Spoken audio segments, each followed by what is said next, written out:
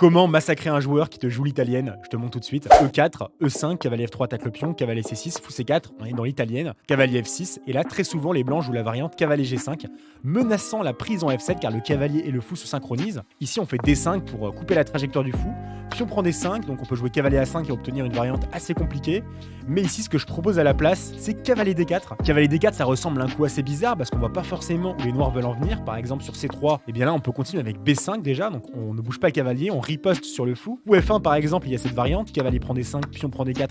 et dame prend G5, on remarque que les noirs ont du contre-jeu, que c'est une position très intéressante globalement, mais ce qui nous intéresse ici c'est le cas où les blancs décident de pousser leur pion en D6 pour réitérer la menace sur la case F7, donc là on va faire dame prend D6, cavalier prend F7, les blancs pensent avoir gagné car il y a une fourchette sur la dame et la tour, mais on n'a pas dit notre dernier mot car ici on va jouer dame C6, on attaque le fou mais en même temps si le fou il se replie, bah c'est trop tard pour le cavalier, donc ici les blancs peuvent prendre la tour, qu'ici on peut simplement se venger sur le fou et ce cavalier il n'arrivera pas à ressortir, mais c'est encore plus grave que ça, ici on ne va pas prendre le fou, on va plutôt prendre le pion en G2, on attaque la tour